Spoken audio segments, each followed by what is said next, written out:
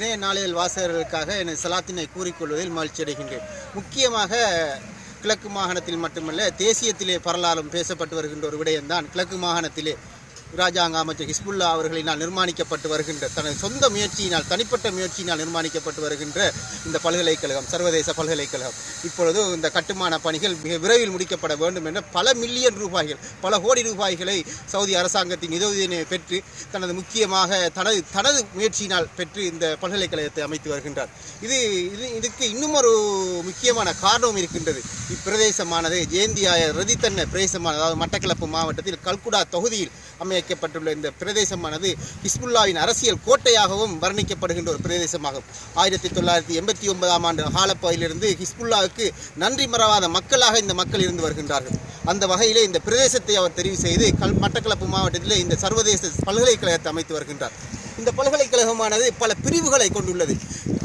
பல பிரிவுகளை கொண்டாலும் பேரினவாத சக்திகள் இது ஒரு இஸ்லாமிய பல்கலைக்கழகம், இந்த இஸ்லாமிய பல்கலைக்கழகம் பௌத்த நாட்டில் எதற்காக நிர்மாணிக்கப்படுகின்றது என்று பலவாறாக விமர்சிக்கின்றார்கள். ஆனால் இது இஸ்லாமிய பல்கலைக்கழகமாக இருந்தாலும் எல்லா மதத்தினரும் இந்த பல்கலைக்கழகத்தில் கல்வி கற்று பட்டதாரிகளாக வெளியேறக்கூடிய ஒரு சிந்தனை அடிப்படையிலே இராஜாங்க அமைச்சர் ஹிஸ்புல்லா அவர்கள் இந்த பல்கலைக்கழகத்தை நிர்மாணித்து வருகின்றார். இந்த பல்கலைக்கழகமானது முக்கியமாக பொறியியல் துறை, வர்த்தகத்துறை, அதையும் தாண்டி சுற்றுலாத்துறை சம்பந்தமான பல பட்டப்படிப்புகளை வெளிநாடுகளுக்கு செல்லாமல் இலங்கையிலேயே குறுகிய காலத்தில் அந்த பட்டப்படிப்பினை மேற்கொள்ளக்கூடிய வசதிகள் அனைத்தையும் கொண்ட ஒரு பல்கலைக்கழகமாகவும், எல்லா மொழியினையும் சேர்ந்த, எல்லா சமூகத்தினையும் சேர்ந்த மாணவர்கள் கற்கக்கூடிய ஒரு பல்கலைக்கழகமாகவும் இந்த பல்கலைக்கழகம் இருந்து வருகின்றது.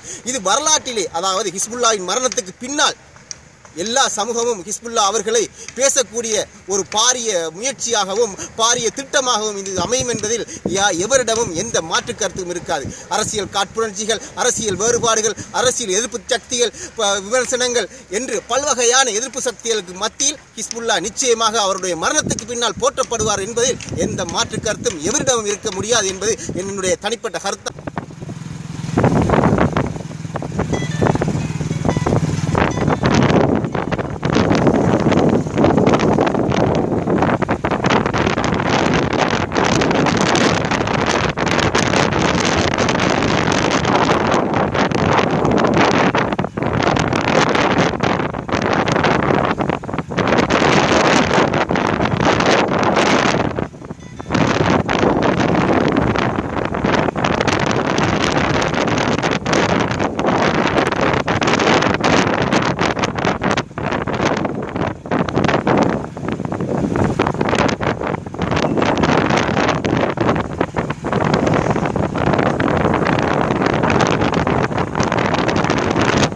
இருக்கின்ற இன்னும் ஒரு விடயம்தான் மாணவர்கள், அதாவது சர்வதேச பல்கலைக்கழகங்கள், அதாவது இலங்கையில் கூட பேராதனை பல்கலைக்கழகம், கொழும்பு, ரஜரட்ட போன்ற பல்கலைக்கழகத்தில் கூட இல்லாத ஒரு விஷயமாக இந்த இடத்தினை ஒரு அழகுபடுத்தி மாணவர்கள் எல்லா வசதிகளையும் பெற்றுக்கொள்ள வேண்டும்.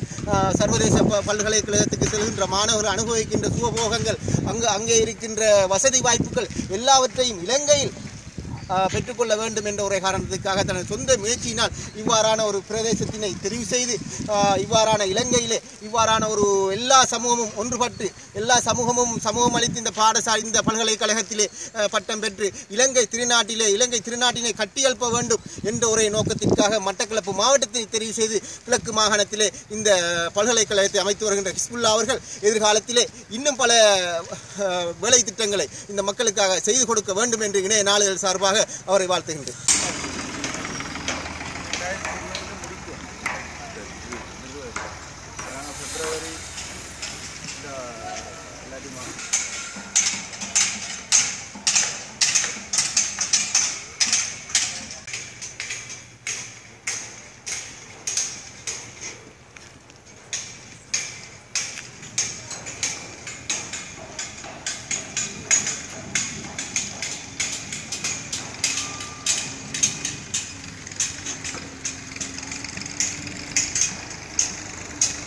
கடந்த மஹிந்த ராஜபக்சவின் அரசாங்கத்திலே பொருளாதார பிரதி அமைச்சராக இருந்த எம்எல்ஏ ஹிஸ்புல்லா அவர்கள் அதற்கு பிற்பாடு இந்த நாட்டிலே ஒரு நல்லாட்சி ஏற்படுத்தப்பட வேண்டும் என்பதற்காக அவர் பாடுபடவில்லை என்ற ஒரு குற்றச்சாட்டு, அதாவது மஹிந்த ராஜபக்சவுடனே அவர் இருந்தார். நாட்டிலே பேறுவலை பிரச்சனை, முஸ்லீம்களுக்கு எதிரான பல பிரச்சனைகள் நடந்த பொழுது மஹிந்த ராஜபக்சவுடைய அரசாங்கத்தை விட்டு அவர் வரவில்லை என்ற ஒரு பாரிய அரசியல் பிரச்சாரம் அவருக்கு எதிராக முடுக்கிவிடப்பட்டுள்ளது. அவருடைய சொந்த ஊரான காத்தாங்குடியிலே சிப்லி ஃபாரூக், நல்லாட்சிக்கான தேசிய முன்னணியின் தவிசாளர் அப்துல் ரஹ்மான் போன்றவர்கள் கடந்த பாராளுமன்ற தேர்தலிலே ஹிஸ்புல்லா அவர்களுக்கு எதிராக இதைத்தான் ஒரு பெரியதொரு அரசியல் ஆயுதமாக தூக்கி பிடித்து பேசினார்கள். ஹிஸ்புல்லா அவர்கள் தோற்கடிக்கப்பட்டிருந்தாலும் அதை தொடர்ந்து வந்த நல்லாட்சி அரசாங்கத்திலே ஹிஸ்புல்லா அவர்களுக்கு அதாவது தேசிய பட்டியல் கொடுக்கப்பட்டு மீள் குடியேற்ற இராஜாங்க அமைச்சர் என்ற ஒரு பதவியும் பாரிய ஒரு பதவியும் வழங்கப்பட்டிருக்கின்றது. இந்த பதவி எதற்காக வழங்கப்பட்டிருக்கு என்று சிந்தித்து பார்க்க போனால், அதாவது கடந்த மஹிந்த ராஜபக்ச அரசாங்கத்திலே ஹிஸ்புல்லா அவர்கள் இருந்து கொண்டு இவ்வாறான ஒரு பெரிய திட்டத்தினை, இவ்வாறான ஒரு பெரிய ஒரு சர்வதேச பல்கலைக்கழகத்தினை இந்த நாட்டுக்கு தனது முயற்சியினால் கொண்டு வந்திருக்கின்றார் என்றால் அவர் அரசியல் சாண மிக்கவர். தேசியத்திலே ஒரு பிரபல்யமான ஒரு அரசியல்வாதி, சர்வதேச உலக நாடுகளுடன் பேரம் பேசி இங்கு பல முதலீடுகளை கொண்டு வரக்கூடியவர், இந்த நாட்டுக்கு நன்மை பயக்கக்கூடியவர் என்ற ஒரே காரணத்திற்காகத்தான் மைத்திரிபால சிறிசேன அவர்களுடைய ரணில் விக்ரமசிங்க பிரதமராக இருக்கக்கூடிய இந்த நல்லாட்சியிலே அவருக்கு தேசிய பட்டியல் வழங்கப்பட்டு அதற்கு மேலாக மீள்குடியேற்ற இராஜாங்க அமைச்சர் என்ற ஒரு பதவி வழங்கப்பட்டிருக்கின்றது என்றால் ஹிஸ்புல்லா அவர்கள் இந்த தேசியத்துக்கு உதவி செய்யக்கூடியவர், இந்த தேசியத்துக்கு அவர் தேவை, இந்த தேசியத்தை கட்டியெழுப்பதற்கு அவருடைய பங்கு தேவை என்று எந்த அரசாங்கமாக இருந்தாலும், எந்த அரசியல் தலைமைகளாக இருந்தாலும், இந்த நாட்டுடைய எந்த தலைமைத்துவங்களாக இருந்தாலும் ஹிஸ்புல்லா அவர்களுடைய அரசியல் சாணக்கியம் அவர்களுக்கு தேவை என்பதை இந்த சர்வதேச பல்கலைக்கழகம் உணர்த்தி நிற்கின்றது என்பது என்னுடைய தனிப்பட்ட அடுத்த கருத்தாக நான் இங்கே பதிவு செய்து கொள்ள விரும்புகின்றேன்.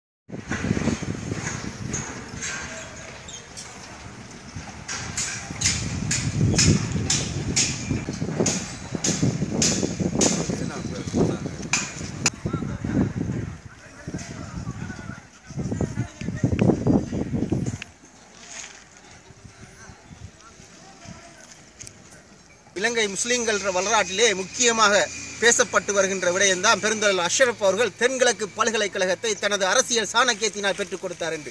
அதற்கு பிற்பாடு இன்னும் ஒன்று இருக்கின்றது.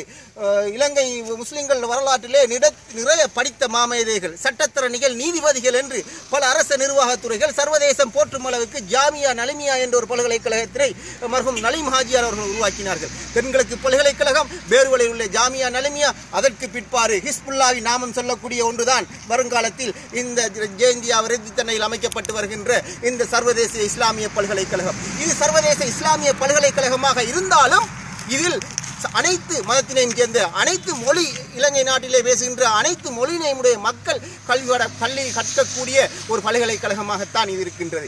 இந்த பல்கலைக்கழகம் இஸ்லாமிய பல்கலைக்கழகம் என்றும் அதற்கு அப்பால் காத்தாங்குடியிலே ஈத்தமரம் நாட்டி வைத்திருக்கின்றார். இங்கே இஸ்லாமிய பல்கலைக்கழகத்தை கொண்டு காட்டுக்குள் நிர்வகிக்கின்றார், உருவாக்குகின்றார் என்று பல கதைகள் பேரினவாத சக்திகளால் பேசப்பட்டு வந்தாலும் இதன் உண்மை நிலைமை ஹிஸ்புல்லாவின் அவர்கள் மரணத்துக்கு பின்னாலும் அதற்கு அடுத்ததாற்போல் இந்த நாட்டிலே இருக்கின்ற நிதானமாக சிந்திக்கக்கூடிய புத்திஜீவிகள், படித்த அரசியல்வாதிகளுக்கு விளங்கும் என்பதில் எவராலும் எந்த மாற்று கருத்தினையும் சொல்ல முடியாது என்பது எனது தனிப்பட்ட கருத்தாக இருந்தாலும் இந்த பல்கலைக்கழகமானது இலங்கை அரசாங்கத்துக்கும் இந்த நாட்டு மக்களுக்கும் ஒரு முக்கியமான ஒரு அபிவிருத்தியாகவும் எதிர்காலத்திலே சிறந்த படித்த மேதைகளை இந்த நாட்டுக்கு உருவாக்கக்கூடிய ஒரு பல்கலைக்கழகமாகவும் இருக்கும் என்பதில் எந்த மாற்று கருத்தும் இல்லை. அந்த வகையிலே ஹிஸ்புல்லாவின் அரசியல் வரலாற்றில் பொன் எழுத்துக்களால் பொறிக்கப்படக்கூடிய இந்த திட்டமானது ஹிஸ்புல்லாவின் மிகுதி அரசியல் வாழ்க்கையில் ஒரு ஸ்திர தன்மையினை ஏற்படுத்தி இந்த மாவட்டத்தில் மட்டுமல்ல தேசியத்திலே அதிக ஆண்டுகள் பாராளுமன்றத்திலே அலங்கரித்த ஒரு நபராக ஹிஸ்புல்லா சரித்திரம் படைப்பார் என்பதிலும் மாற்று கருத்து எவரிடமும் அந்த மாற்று கருத்து இருக்க முடியாது என்பதை கூறி விடைபெறுகின்றேன். அஸ்ஸலாமு அலைக்கும்.